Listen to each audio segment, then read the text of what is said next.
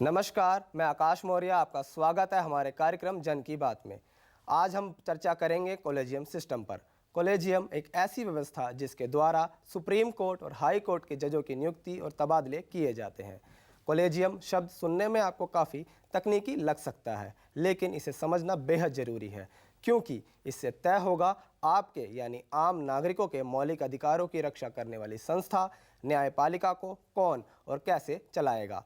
इस महत्वपूर्ण विषय पर बात करने के लिए हमारे साथ मौजूद हैं बेहद ही खास मेहमान, वरिष्ठ पत्रकार प्रभाकर मिश्रा जी, जो लंबे समय से सुप्रीम कोर्ट और लीगल बीट्स को कवर करते आए हैं। सर, आपका बहुत बहुत स्वागत है हमारे कार्यक्रम जन की बात में। सर, मेरा पहला सवाल आपसे ये रहेगा, जब संविधान में व्यवस्था नहीं तो फिर कॉलेजियम से जजों की नियुक्ति का सिस्टम आया किधर से? कॉलेजियम के पर जब संविधान का ड्राफ्ट तैयार हो रहा था, उसमें भी कॉलेजियम की तरह की व्यवस्था पर बात हो रही थी, लेकिन उस पर कोई सहमति नहीं बनी थी।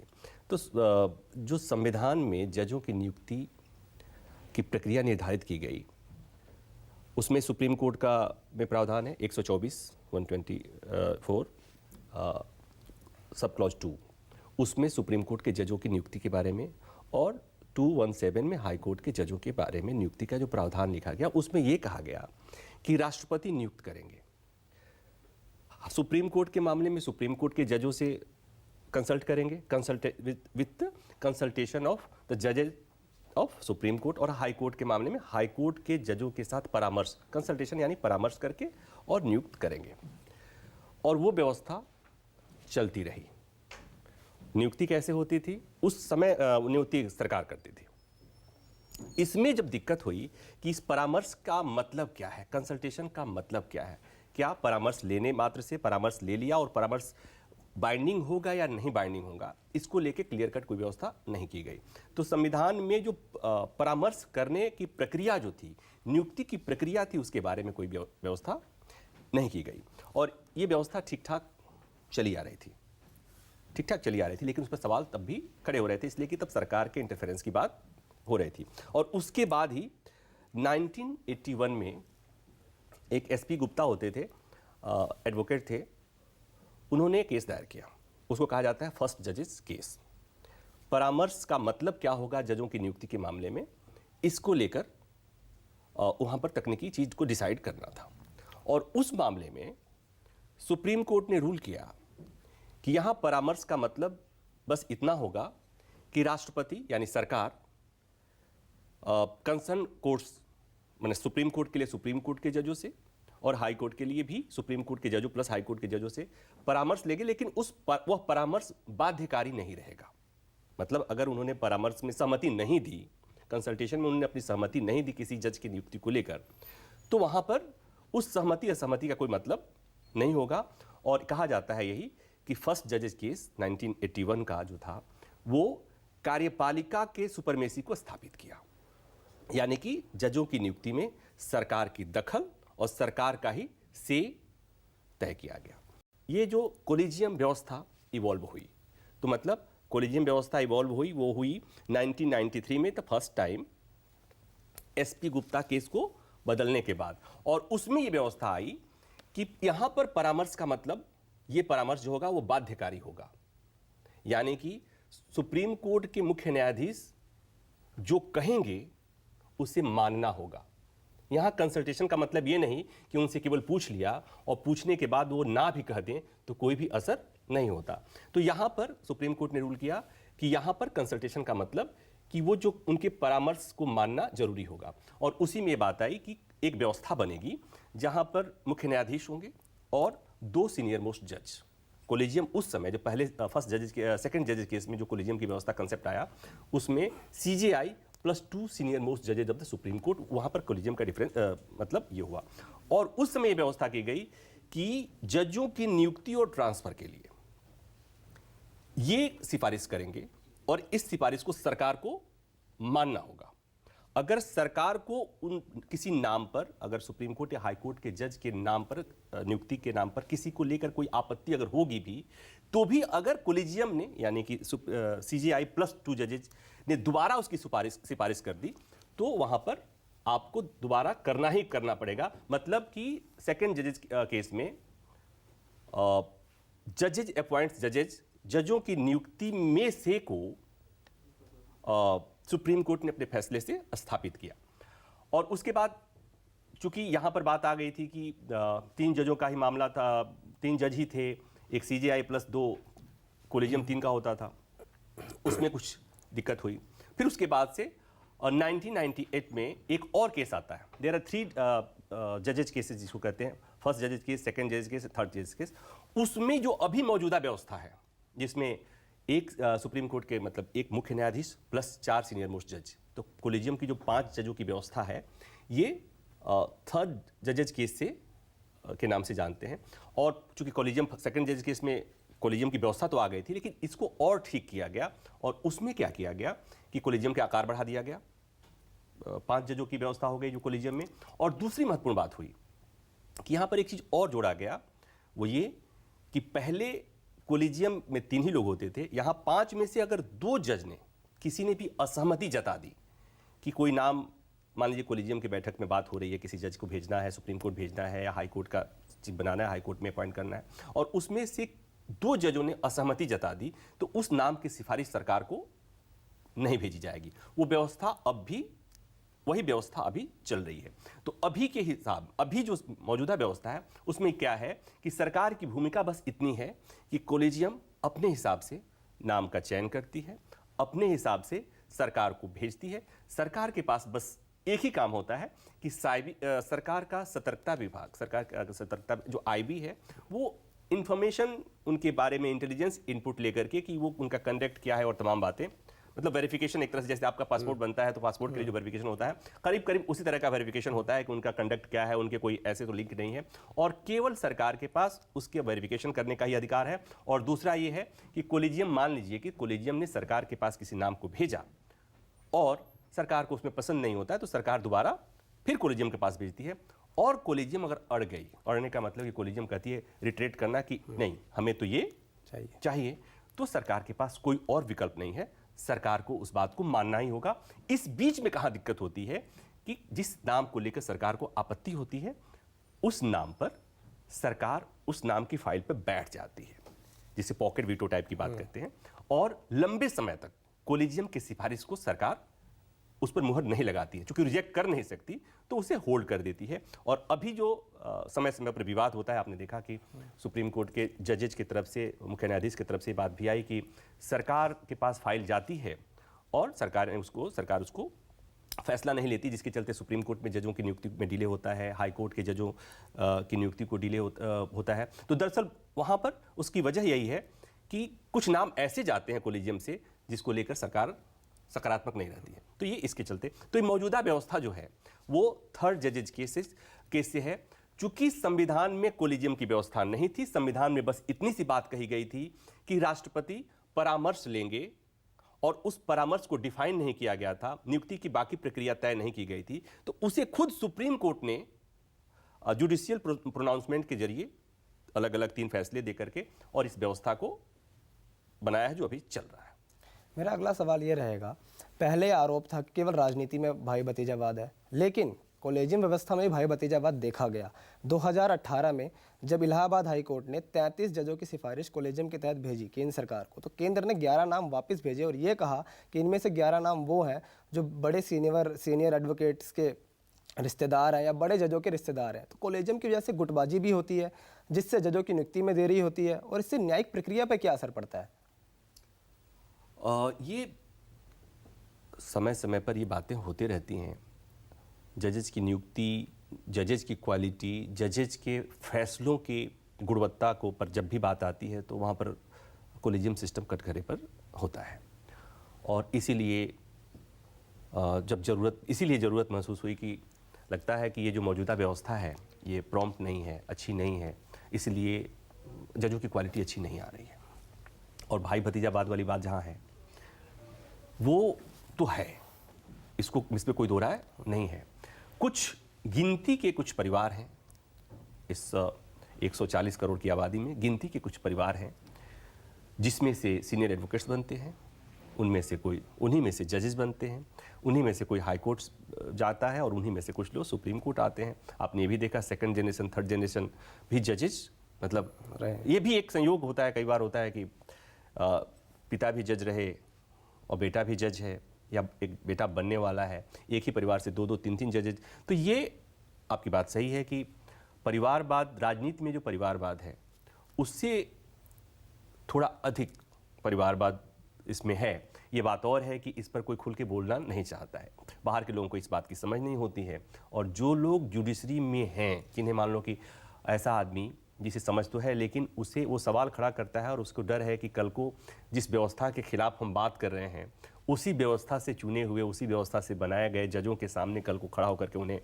प्रैक्टिस करना है, तो इस भय से अधिकांश लोग बोलने से बचते हैं। तो ये परिवारवाद तो है। जब एनजीएसी बिल 2014 में संसद में आया और उसे पास करा लिया गया, बाद में उसे चुनौती दी गई सुप्रीम कोर्ट में और संविधान पीठ ने उसको खारिज कर दिया, ये कहते हुए कि इससे कार्यपालिका रोल काफ़ी बढ़ेगा न्यायपालिका में देश की। तो क्या न्यायपालिका को ये डर रहता है हमेशा कि कार्यपालिका का रोल अगर उससे बढ़ेगा तो कमिटेड जुडिशरी की बात होगी, जैसे आपातकाल के दौरान की गई कि जुडिशरी कमिटेड हो, तो क्या सरकार का दखल कितना उचित है इसमें? यहाँ पर दो चीज़ें हैं। एक तो ये कि जैसा पहली बार ही दो सेकंड जजेस की इसमें सेपरेशन ऑफ पावर की दुहाई देते हुए ये कहा गया कि सरकार, अगर जुडिशरी में इंटरफेरेंस सरकार का होता है तो जो कॉन्स्टिट्यूशनल स्कीम है सेपरेशन ऑफ पावर का वो डिस्टर्ब होता है, अल्टर होता है, और इसलिए न्यायपालिका को सरकार से अलग रखना चाहिए, नियुक्ति की प्रक्रिया को सरकार से अलग रखना चाहिए। लेकिन उससे जो दिक्कतें हुई, तब एनजीएसी का कंसेप्ट आया और एनजीएसी में ये प्रोविज़न रखा गया कि जुडिशरी भी रहेगी और एग्जीक्यूटिव भी से रहेगा, और उसमें दो एक्सपर्ट ऐसे रखे जाने थे जो लेमैन हों, समाज के बाहर के लोग हों, और इस तरह से एनजीएसी की अवधारणा दी गई थी। लेकिन ये सुप्रीम कोर्ट, जुडिशरी को ये मंजूर नहीं था। दुहाई क्या दी गई? दुहाई फिर वही दी जा रही है। अब उस दुहाई देने के पीछे के भी तर्क को समझना होगा कि दुनिया में शायद ही ऐसा कोई देश होगा जहां पर सरकार के इतने मुकदमे होंगे, आम आदमी की भाषा में कहें कि अपना देश अनूठा है इस लिहाज से कि हमारी सरकार, हमारी सरकारें, चाहे वो केंद्र सरकार हो या राज्य सरकारें हो, देश की सबसे बड़ी मुकदमेबाज है। हाई कोर्ट में, निचली अदालतों में और सुप्रीम कोर्ट में सबसे ज़्यादा जो मामले हैं, मतलब वादी जो है, सबसे ज़्यादा मामलों की वादी जो है वो सरकार है। अब जहां पर सरकार वादी हो, सबसे ज़्यादा वादी हो, और वहां पर जजों की नियुक्ति में सरकार की भूमिका हो, तो उसके आउटकम को लेकर के शंका होती है। तो ये एक बहुत बड़ा आधार दिया जाता है। दूसरा ये कि जजों की नियुक्ति के लिए कहते हैं कि जैसे जब एनजीएसी में दो कॉमनर्स को लगाया गया कि उस समाज के दो लोग होंगे, तो वहां पर भी एक तर्क दिया गया। जुडिशरी इस बात से हमेशा कहती है कि केवल कई चीज़ें देखी जाती हैं जजों की नियुक्ति करने के क्राइटेरिया कई होते हैं। मसलन मान लीजिए कि सुप्रीम कोर्ट से किसी सीनियर एडवोकेट को सुप्रीम कोर्ट का जज बनाना है, या हाई कोर्ट से जब जज बनाया जाता है तो उसको जज के तौर पर एलिवेट करने वाले जो कोलिजियम होती है, जो जजों की संस्था होती है, वो उस जज की एक्टिविटी, उस एडवोकेट को, जो कंसर्न एडवोकेट जिसको प्रमोट करना है, जिसे अपॉइंट करना है, उसकी एक्टिविटी को देखता है, उसके मेरिट को देखता है, वो किस तरह से केस को परस्यू कर रहा है उस तरह को देखता है, वो किस तरह से आर्गुमेंट कर रहा है, उसके पास उसका लीगल ज्ञान कितना है, ये सब देखने के बाद से उसे लगता है कि ये ठीक है, इसलिए उसके नाम को आगे बढ़ाया जाता है। जुडिशरी कहती है कि ये व्यवस्था इस बात को कोई और नहीं समझ सकता। हम न्यायपालिका चलाते हैं, हम समझते हैं कि यहां पर किसका बैठा रहना जरूरी है, किसका आना सही रहेगा, इसलिए इसमें दूसरे का दखल तो ये एक अलग तरह की बात है। और कि जुडिशरी किसी कीमत पर, न्यायपालिका किसी कीमत पर नियुक्ति के मामले में बाहरी दखल के लिए तैयार नहीं है। एक आरोप ये भी था कॉलेजियम व्यवस्था पर कि एससी और एसटी कम्युनिटी से आने वाले जजों का बहुत ज़्यादा अभाव रहा है। तो क्या एक ही वर्ग विशेष को आगे इसमें तवज्जो दी जा रही है कॉलेजियम व्यवस्था के अंदर? इसका ये बात तो सही है कि गिनती के उस लिहाज से अगर देखा जाए, अब इसमें भी दो क्लास है, दो स्कूल है। एक स्कूल ये मानता है कि न्याय करना है, और अगर हम जजों को भी जाति के चश्मे से देखें तो यह न्याय होगा, इसलिए कि न्यायपालिका को न्याय का मंदिर और जजों को न्याय का भगवान मानते हैं। ये आदर्श स्थिति में बता रहा हूं। तो वहां पर यह कहना कि यहां पर फला जाति के जज का होना चाहिए, फला धर्म के जज का होना चाहिए, और फला धर्म का होगा तो फैसला इस तरह लिखेगा फला, तो ये एक तरह से हम अपने जुडिशरी को डिमीन करने की कोशिश करते हैं। लेकिन ये भी बात सही है कि जब हमने एक ऐसी व्यवस्था बनाई जहां पर सबका रिप्रेजेंटेशन सुनिश्चित करने के लिए हमने एक व्यवस्था रखी कि सरकारी नौकरियां हो, इंस्टीट्यूशंस हो, जहां भी हो वहां पर सारे क्लास के लोग, उसमें आरक्षण की व्यवस्था उसी के लिए थी। तो यहां पर आरक्षण की व्यवस्था तो नहीं, लेकिन यह सुनिश्चित जरूर किया जाना चाहिए कि ऐसा लगे कि सुप्रीम कोर्ट या न्यायपालिका, हाई कोर्ट हो या सुप्रीम कोर्ट हो, जो वहां पर जो जज पहुंच रहे हैं उसमें समाज के सभी जाति धर्म के लोगों का प्रतिनिधित्व प्रॉपर हो रहा है। मुझे लगता है कि इस पर कोलिजियम को सोचना चाहिए, इस पर जुडिशरी को सोचना चाहिए, और ये कहीं ना कहीं मिसिंग है। एक सवाल और था कॉलेजियम को लेकर ही कि इसमें पारदर्शिता का बहुत ज़्यादा अभाव है। प्रक्रिया कब पूरी होगी, कब तक चयन किए जाएंगे जज, इसका कोई अता पता नहीं, कोई सार्वजनिक जानकारी उपलब्ध नहीं है। तो जिससे जजों की नियुक्ति में काफ़ी विलंब होता है, और इस वजह से काफ़ी मामले, क्योंकि भारत में काफ़ी मामले पेंडिंग भी है, लाखों करोड़ों मामले पेंडिंग है, इससे क्या असर पड़ता है हमारी एक न्यायिक प्रक्रिया पर और एक सोशल जस्टिस पर? अब इसमें इसको ऐसे भी समझिए, जैसे मैंने पहले कहा कि जो अपॉइंटमेंट में डिले है उसके पीछे की जो बड़ी वजह है वो यही है कि हम जिन नामों को कोलेजियम भेजती है उन नामों पर सरकार सहमत नहीं होती है कुछ नामों पर, और जैसा मैंने कहा कि फिर वो डिले होता है। तो चाहे जिस भी वजह से डिले हो, नियुक्ति की प्रक्रिया डिले हो रही है, तो नियुक्ति की प्रक्रिया डिले होने से अगर सुप्रीम कोर्ट के जजों के स्ट्रेंथ 34 है और वहाँ पर 27 जज होंगे, 26 जज होंगे, 25 जज होंगे, तो एक दिन में एक बेंच, दो जजों की बेंच 40-40, 50-50 मामलों का निस्तारण करती है, या उनमें सुनवाई के लिए मामला लगता है, 60-60 मामले लगते हैं। उसमें से हो सकता है कि 2, 4, 5, 7, 10 मामले, 20 मामले का निस्तारण होता हो, डिस्पोज ऑफ होता हो। तो ऐसे में ये जो पद खाली रहेगा तो ऑब्वियस सी बात है कि पेंडेंसी, और पेंडेंसी की हालत तो ये है कि बहुत मामलों में ऐसे होते हैं, ये मतलब आप जो भी सुनेगा, जो उनको सबको पता है कि या तो उनके घर का या उनके पड़ोस का आदमी ऐसा सफरर होगा। किसी मामले में पता चला कि अधिकतम सज़ा 3 साल हो सकती है, और पता चला कि 3 साल से वो जेल में है और 3 साल अभी ट्रायल शुरू ही नहीं हुआ है। बहुत मामले ऐसे होते हैं जहाँ पर 3 साल की सज़ा है और आदमी 6 साल तक ट्रायल का इंतजार करता है। तो ये एक बड़ी दुखद स्थिति है, और इस पर मुझे लगता है कि मतलब सरकारें भी बात करती हैं, सरकार भी बात करती है, जुडिशरी भी समय समय पर चिंता जताती है, लेकिन इसके रूट कॉज पर जाकर इसके समाधान के लिए अभी तक गंभीर प्रयास नहीं हो रहे हैं। आरोप प्रत्यारोप लगता है बस।